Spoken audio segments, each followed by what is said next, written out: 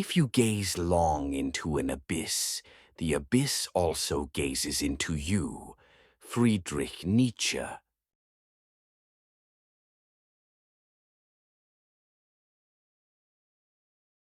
Something is breathing behind the wall. I'm not writing this as a report. Reports are neat, polished lies, tidy words on clean paper. This is a confession, and I confess because I'm terrified of forgetting what it feels like when stone breathes, when the wall listens to your lungs drink stale air and exhales back in rhythm with your fear. My name is Daniel Hart. I've been on cave rescue missions since I was 22. I'm 37 now, and I swear there's still grit of Appalachian limestone stuck between my teeth, scratching like broken glass every time I swallow. I always told rookies, we go underground to bring the living back, not the dead. But now I know better. Down there, in the veins of the mountains, being alive is the one thing that's forbidden. A group of weekend spelunkers had gone missing in the Appalachians, 4 of them.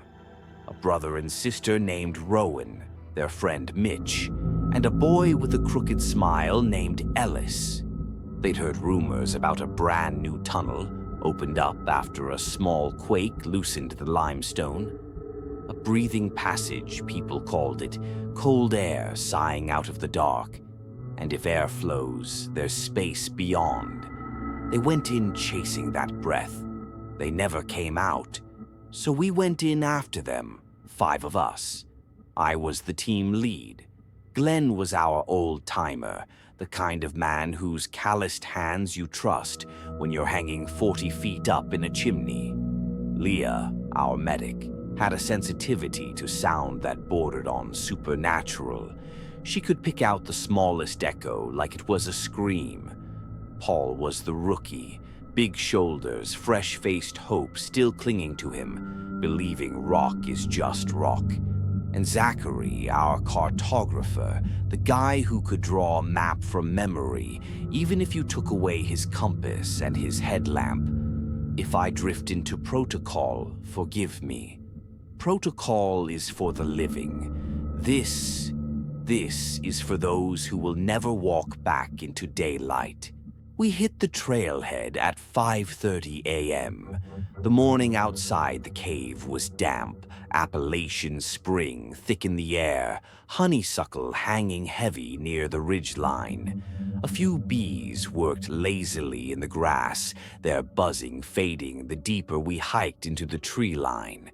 But the second we stepped down into the rock mouth, the sweetness vanished.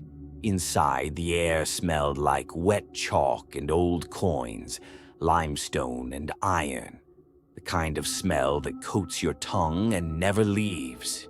Our base station sat right at the entrance, a tarp over radios, a couple of chemical glow sticks in case the power cut, spare Nalgene bottles stacked in a crate. We clipped carabiners to the primary safety rope, a white nylon line that slithered through our gloves like a cold snake. Zachary checked the compass. The needle gave a twitch, north, then a lazy spin before settling back. The kind of hesitation you don't want to see underground. He scribbled notes on his waterproof mapboard while I monitored the CO2 meter, low, clean readings. At least the cave wasn't choking us yet. We marked the walls with survey chalk, big arrows pointing forward, sharp triangles to warn of traps on the return. Every few yards, we clipped reflective trail tape so our headlamps would catch them like tiny stars on the way back. The known section of the cave was like an anatomy lesson we'd rehearsed.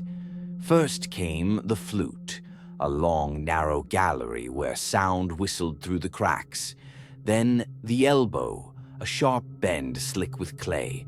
Past that was the glass veil, flowstone so clear and smooth it shimmered like wet glass, though it hadn't seen water in centuries. And beyond that shimmer was what had drawn those kids. the new tunnel. Fresh rock split open after a quake, the first breath of stone in 1,000 years. A passage the cavers nicknamed the Tendon. It stretched tight and lean, smooth in a way limestone rarely is, like someone had polished it from the inside with a giant hand. Leah pressed her palm near the floor and frowned. "Air's moving," she said. "Colder, coming from below. Feels like standing next to an open freezer door." That meant depth. Cavities below us, possibly new chambers, possibly endless. We clipped in, adjusted our harnesses, and began the descent. At first, it felt like any other expedition. The rhythm of movement underground is almost soothing. One hand searching for a solid hold, the other feeding rope through the descender. Boots scraping against stone older than language. We worked like a machine. Glenn went first, steady as gravity itself, placing chalk marks and testing anchors with a hammer tap that rang sharp in the cavern. I followed, keeping tension on the rope. Zachary came next, his headlamp beam constantly darting across the walls, sketching the cave in his mind before he even lifted his pencil. Leah moved like a shadow, quiet, every step precise, eyes half closed as if listening to the heartbeat of the stone. Paul brought up the rear, his pack bulging with gear, breathing heavy but determined. 300 meters into the Tendon, we spotted the first signs of the missing group. A cracked green glow stick lay dead in a shallow puddle, its plastic shell sticky with a chemical sweetness. Next to it, a torn granola bar wrapper plastered to the rock. On the wall above, faint chalk letters scrawled crookedly, "Okay, moving." The handwriting was jittery but still confident. The air shifted as we pressed deeper. It wasn't just colder. It felt heavier, as if each lungful came with weight, settling into your chest like damp wool. Voices dulled. When we spoke, the sound seemed to drop straight to the floor instead of carrying forward. The radios crackled with static, then cut out completely. Expected at this depth, but still unsettling. We laid more rope, the fin, then the ribs, steep descents dropping us into narrow slots. That was when I felt it. Vibration. Faint at first, like a low bass line thrumming through the soles of my boots. Glenn stopped, resting a gloved hand on the wall. "There's water moving," he said. His voice sounded like it belonged to someone else in that damp silence. We all listened. The stones seemed to pulse under our palms, faint but steady, as if the mountain itself were breathing. We pressed on. We hit a wider ledge to rest, helmets dripping condensation, the stones sweating around us. That's when Paul leaned close, his voice trembling in the beam of his headlamp. "Daniel." My watch stopped. I glanced at the face of his battered Timex strapped over his glove. The second hand was frozen, stuck like a fly in amber. I tapped the glass and the hand jerked forward, but in uneven lurches, skipping beats. Leah checked hers. "Mine's running," she said, "but it's fast. Like 20 seconds too quick." She frowned and tucked it back under her sleeve. We didn't push it further. Underground, time is fragile. If it breaks, the cave owns you. That was when Zachary crouched, shining his light on the ground. "Tracks," he murmured. Pressed into the clay floor was the shallow outline of sneaker soles, not boots. The fine, crisscross tread of cheap running shoes. 4 distinct sets, and one odd pattern, blurred and uneven, like someone dragging a lame foot. "Ellis," Leah whispered. She remembered from the intake forms he'd sprained his ankle before the trip. That 5th mark had to be him. We moved faster, hearts thudding in our harness straps. The tendon twisted and widened into a round chamber we dubbed the stomach. Our voices came back wrong, too soon, too sharp, like someone whispering over our shoulders. On the wall, another chalk scrawl. Almost there. Fresh fingerprints smeared the surface, oily and dark against the pale rock. We sat for a quick break, tearing open vacuum-sealed bags of trail mix, chewing quietly. The smell of Leah's metal thermos filled the air, burnt coffee and plastic. And then, steps, not ours. They echoed faintly from deeper in the tendon, careful, deliberate, soft, as though someone barefoot was trying not to wake the cave. Glenn froze, fist up. The sound died with our breathing. We waited. Nothing. Finally, I broke the silence. "Hello?" My voice cracked off the walls. The answer came back instantly. But it wasn't mine. It was higher. Just slightly, a half step up, like a warped recording of my own voice played back in the dark. Leah's face went pale. She shook her head. "Don't call out again, Daniel." We stood, and we kept moving. The tendon funneled tighter, compressing us until we had no choice but to belly crawl through a pinch we named the needle. Glenn went first, stripping his pack and pushing it ahead, his shoulders grinding against the limestone ribs. The stone groaned like old wood as he shoved forward. I followed, claustrophobia wrapping my chest like a steel band. Every scrape of my helmet against the ceiling was a gunshot in the silence. Inside the needle, sound changed. It wasn't echo anymore. It was something thinner, grainy, like whispers bleeding through drywall from a room you can't enter.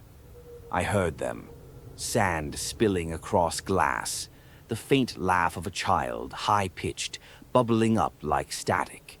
And underneath it all, a steady hiss, like someone exhaling through clenched teeth. We emerged one by one, gasping like newborns. Zachary crawled out behind me, mumbling, "Smells like milk." His words were so strange in that place we pretended not to hear them. Paul came last. He was bigger, and the passage clutched him like a coffin. His shoulders wedged, his voice cracked. "I'm stuck. Wait, wait," he thrashed, panic burning his breath hot. We grabbed his wrists, hauled him until his body slid free, sweat slicking his jacket. When we pulled him clear, pale streaks ran across his chest. Perfect chalk-white stripes, straight, like writing pressed into his flesh by the cave itself. We said nothing, just clipped carabiners and pushed on. The needle spat us into a vertical drop. Glenn hammered an anchor, rope slithering down into black. I rappelled first, boots scraping, brake hand burning. At the bottom, my lamp caught something plastered to the wall, a sheet of notebook paper, waterlogged and trembling in the draft. I peeled it off. The pencil was smudged, but still legible. It beats like a heart. My throat closed. Whose handwriting? Impossible to tell. The floor crunched under our boots, but it wasn't stone grit. It was brittle, finer, like walking on broken teeth. And all the while, the whispers stayed close, never far, never gone. The radios were dead. Zachary's compass spun like a drunk, the needle trembling before collapsing in lazy circles. His altimeter flickered, showing minus 700 feet, then plus 40. Then nothing but dashes. That left only our chalk arrows and trail tape, thin threads of sanity strung through the dark. I checked them compulsively, like a man patting his own pulse, terrified to lose the rhythm. Leah had started walking with her palm pressed to the wall, not guiding herself, listening. Her eyes were half shut, lips moving, head tilted like she could hear through the limestone. Above us? Empty, she murmured. To the right, Running water, to the left, wind, but not real wind. Dead wind. The phrase curdled in my gut. Dead wind. We stumbled into the wreckage of a camp. 4 depressions in the clay where people had sat, an empty Nalgene, 2 aluminum food trays, their surfaces rusting orange, a broken headlamp strap, rubber snapped in half. On the wall, there it was, a handprint smeared in dust, but too small, child-sized. No one in that group had hands that small. Paul swallowed hard, forcing a laugh. "Somebody's joke," he muttered, but his fingers shook, twitching at his harness buckle. I bent down and found a strand of hair caught in a crack, copper red, wiry. Leah's face tightened. "Rowan was a redhead," she whispered. "They had been here, they had camped, and then," Leah stiffened. "Daniel," she whispered, "you called my name." I hadn't spoken. I shook my head. She stared at me, face white, lips pressed thin. A minute later, Zachary turned to Glenn. "Why the hell did you go down that side tunnel?" But Glenn was right beside him, hadn't moved an inch. The cave wasn't just echoing anymore, it was mimicking. Our voices, just slightly wrong, like a mouth learning how to shape them. The tunnel pinched again into a smooth hallway, the floor polished like a subway platform from centuries of invisible traffic. We roped in, Glenn first, then me, Zachary close behind. Leah and Paul waited in a pocket chamber behind us, the glow of their headlamps faint halos in the dark. The stone under my palm pulsed, not vibration this time, pulse. A subtle throb like the artery of the mountain beating against my skin. My chest tightened. I told myself it was imagination. Underground, your senses invent things. That's when Paul's voice cracked through the dead radio line, loud and clear in my helmet. "Daniel, do you see that light?" I froze. There was no light, just my headlamp's tunnel through the dark. "No," I said. "Where?" "Then who is waving at us with a flashlight?" Glenn and I whipped around, scrambling back down the rope. The chamber was empty. Their packs lay where they'd sat, harnesses clipped, rope taut. But Leah and Paul were gone. The rope was damp, a strange warmth coating the nylon like saliva. On the clay floor, 2 prints from Leah's boots, and 1 faint impression beside them. Narrow, barefoot, toes pressed on top of toes, like something standing on itself. Glenn muttered, "Time's up." His voice was flat, but I heard fear leak through it like water through limestone. We called their names until our throats broke raw, but the cave spit the sound back, twisted. Each echo was ours, yet not ours. Paul's desperate shout came back as a child's laugh. Leah's voice returned as a breathy whisper, syllables wrong, vowels stretched. On the wall, right where she'd been leaning, was a shallow imprint in the dust. The shape of her back, shoulders curved, head turned slightly, like she was still resting there, pressed into stone. Glenn laid a gloved hand against it. His eyes widened. It was warm. We pressed forward, just the 3 of us now, Glenn, Zachary, and me. Our voices felt like intruders in the silence, every word falling heavy, swallowed instantly by the stone. "We keep moving," Zachary said, his tone clipped and sharp, like lines on a map. "They're being taken the same way. If we stop, we vanish too," Glenn grunted. "And back?" "There is no back," Zachary replied. "Not anymore." So we pushed into the draft of that cold, unnatural air. The passage began to warp. Corridors bent at impossible angles, mirroring back on themselves like reflections in warped glass. My sense of direction, the one skill that had kept me alive underground for 15 years, crumbled like wet plaster. The tendon knotted itself, folds of stone twisted in loops. Some passages ended in smooth walls where my gut swore there had been an opening a moment before. Flowstone draperies formed grotesque shapes on either side of us. Faces, dry, brittle, frozen mid-laugh. But the longer my light stayed on them, the more the corners of their mouths seemed to change. Smiles stretching wider, eyes sinking deeper. I forced myself to keep walking, heart hammering so hard I thought the others could hear it in the dark. Then Zachary's beam caught the wall ahead. White chalk. A drawing. It was crude but clear. An arch and a black dot in the center. Beneath it, jagged letters. The wall, watches. I touched the chalk. It was fresh, powdery, clinging to my glove. They weren't far, Zachary muttered. A sound followed his words. Tap, tap, tap, like fingernails against wood, only sharper, harder. It echoed from somewhere above us, deliberate, beckoning. We moved toward it. When it stopped, the silence was worse. So thick it pressed against the eardrums. My heartbeat thundered inside me, each beat a drum roll against the stone. And in that silence I knew the cave wasn't empty. It was listening. The passage opened suddenly, spilling us into a vast hollow space that should not have existed beneath the mountain. Our headlamps couldn't find the ceiling, only a darkness so deep it felt alive, like an ocean pressing down from above. The floor was bone-white stone, smooth to a sheen as if countless bodies had walked it barefoot.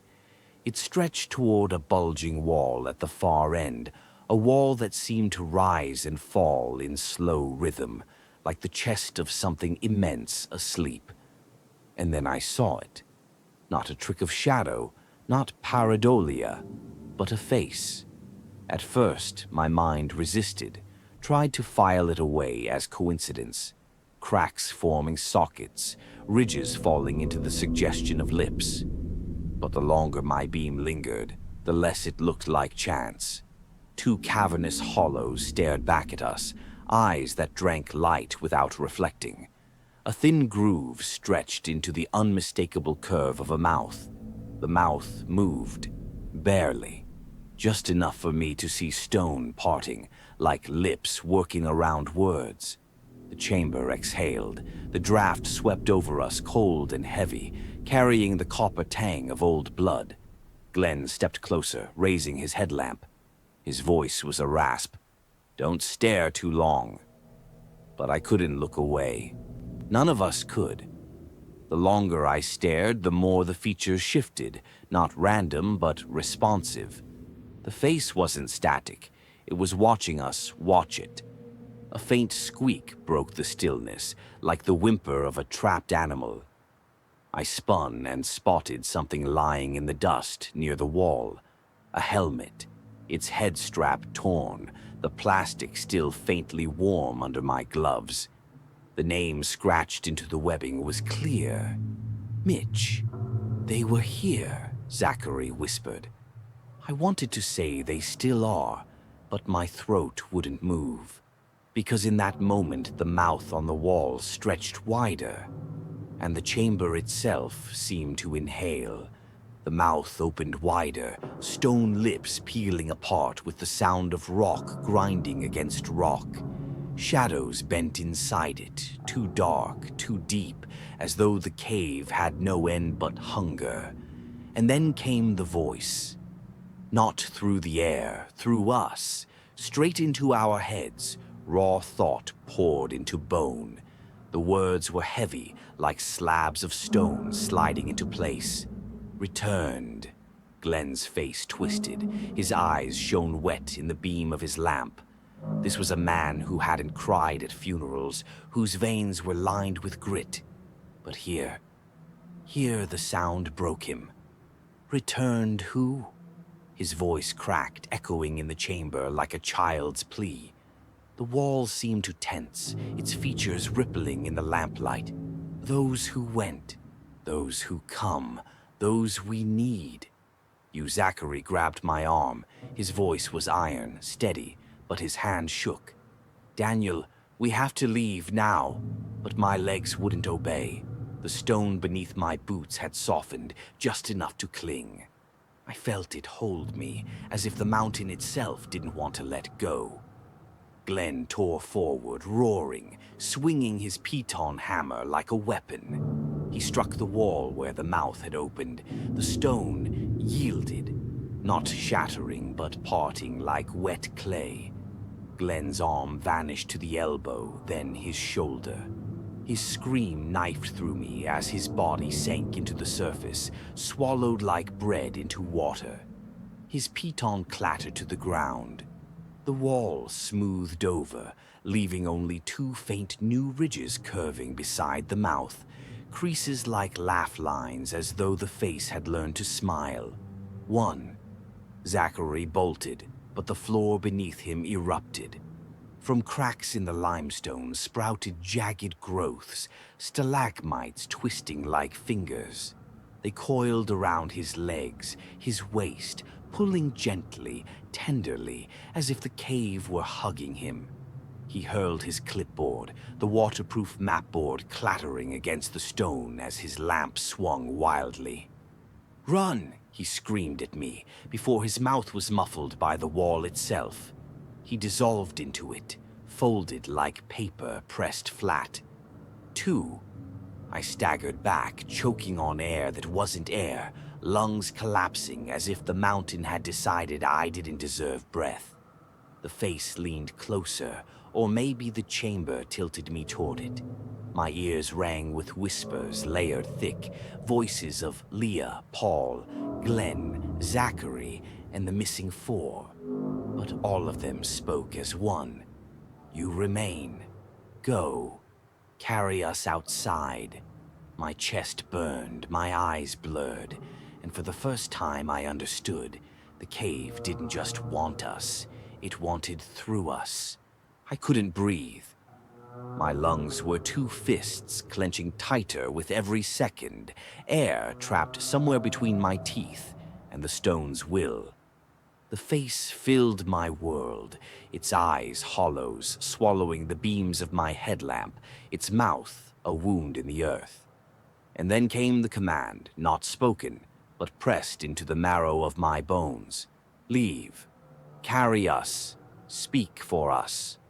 Open the way. It was not an invitation. It was a sentence. The stone under my boots softened further, clinging like wet clay. My heart rattled like a trapped bird. I realized the cave wasn't going to kill me. Not yet. It wanted me outside, its courier. Instinct took over. I ran. I ripped free from the floor, tearing my boot sole, stumbling across the bone-white ground. The face inhaled behind me, a cavernous pull that nearly dragged me backward. I dropped to my knees, palms skidding raw across rock, polished slick as glass. Blood smeared across the floor and sank in instantly, swallowed like ink into paper. The sound that followed me wasn't a roar. It was a breath. One long inhale, pulling the chamber tight, like the mountain was about to suck me whole. I forced myself into a side passage. The walls closed around me, brushing my shoulders, hips, helmet. My gear snagged on every outcrop. I ditched a carabiner, a strap, a pouch of chalk, all torn off by hands of stone. The tunnel convulsed. I swear it moved. Limestone swelled and shrank around me in rhythm, like crawling through the throat of something alive. "Don't stop," I whispered. Over and over. "Don't stop, don't stop, don't stop." My voice shook so hard it wasn't even mine anymore. It was just another echo joining the choir. At one point, I fell forward into black water pooling at the base of a chute. It was frigid, metallic, burning cold on my cuts. I scrambled out, dripping, lungs screaming. Behind me, ripples spread, though nothing had entered. I climbed, scraping my knees raw, fingernails tearing on sharp edges. Once I looked back and saw the stone flex narrowing the passage, as if it were deciding whether to let me through. Then, silence. The cave loosened its grip. The walls no longer pulsed. The air flowed thin but breathable. And I knew it had let me go. Not because I had escaped, because I was being sent. Time disintegrated. Watches were useless long ago, and down here minutes stretched like years while hours collapse into seconds. My body became the only clock, the ache in my legs, the raw burn of my throat, the growl of an empty stomach. I kept moving upward, or what I hoped was upward. Every shaft of rope I found was salvation, every chalk arrow like a pulse of memory. My gloves shredded to threads, palms bleeding. Forced myself to eat, though nothing tasted real. One vacuum-sealed potato wedge turned to powder on my tongue, chalky and bitter, crumbling like gypsum. I chewed anyway, gagging it down because hunger gnawed deeper than fear. The air thickened, then thinned. At times it felt syrupy, weighing down every breath. Other times it was razor-sharp, slicing through my lungs like winter air in the Rockies. I muttered to myself just to hear something human. Up, up, keep going, but the cave answered. Up, up, keep going. My own voice came back from the walls, pitched wrong, like a mockingbird imitating without care. At the stomach, I collapsed against the wall. The chalk words left by the missing group, almost there, blurred in my vision. Their fingerprints were still visible, smeared oily against the limestone. My hand fell beside them, and for a moment I couldn't tell if my print was theirs or mine. Sleep took me without asking.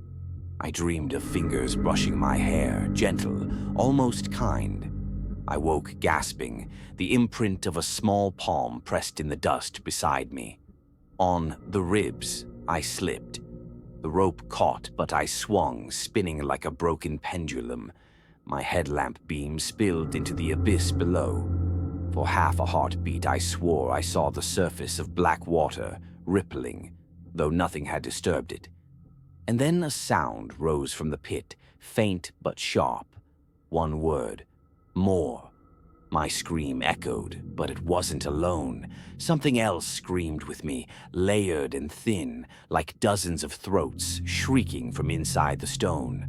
By the time I reached the flute, my body was wrecked, knees trembling, back spasming, nails torn to the quick. And then I heard it. Bees.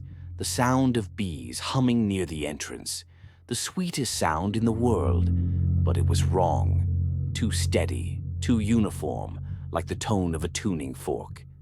My instincts locked me in place. I pressed myself against the wall, held my breath, and waited. Minutes or hours passed.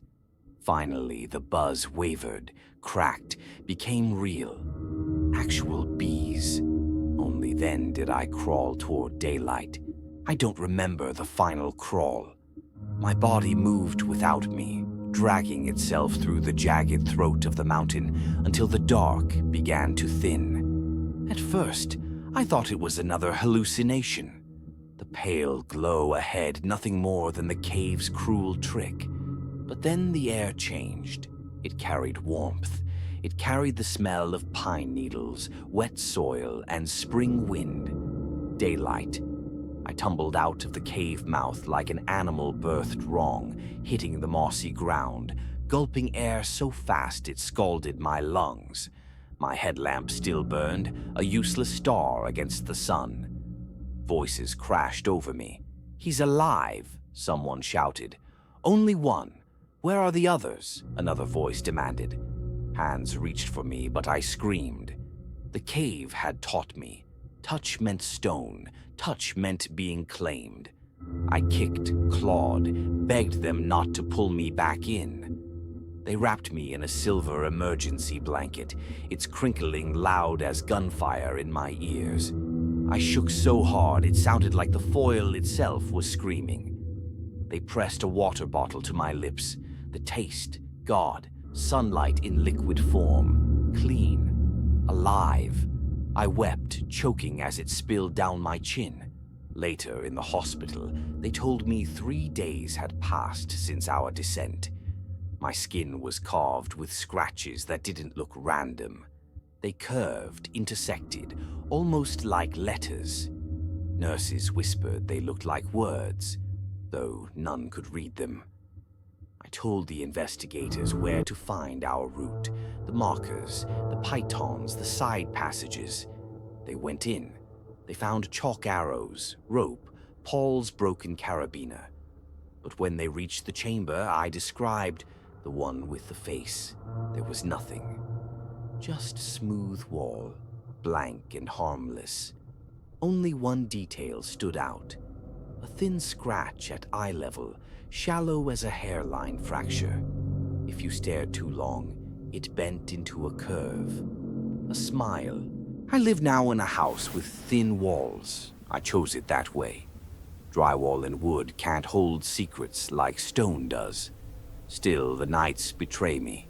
When the wind presses against the siding, I hear it. Low, hollow, patient. Not the breeze. A breath. The same inhale I felt in the tendon, now crouching behind plaster and paint.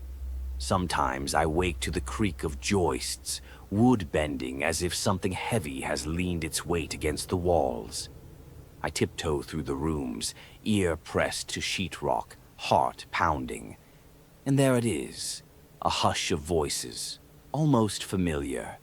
Leah's sigh before she spoke my name, Paul's nervous laugh, Glenn's steady baritone, Zachary's clipped precision, layered one over the other, murmuring inside the studs.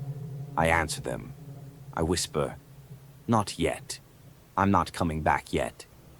That's when the air turns damp. My bedroom fills with the smell of limestone and rust, a mineral tang, wrong in a suburban house. I crack the window, let the night spill in, hoping it drowns the scent. Even water betrays me. When I wash my hands, white grit gathers under my nails. Not soap, not plaster dust, chalky grains too bright, too dry. Cave dust. I sweep it into envelopes and toss them in the trash, but it returns, seeping out from my skin. Some nights, faint ridges bloom across my arms, thin white lines curving into arcs and slashes. Writing, like the walls still trying to use me as their tablet. I don't read them, and the laughter of children outside, innocent, playful, freezes me in place. Because in the needle, I heard that same laugh, high and brittle, dancing across the stone. I sit in the corner, hands over ears, whispering myself back to calm. Sometimes I win, sometimes I don't. People ask me what I saw down there. They expect geology, measurements, maybe a horror story I can package neatly. I never tell them the truth, because the truth isn't a story. It's a hunger. If you expect me to say don't go, you're right.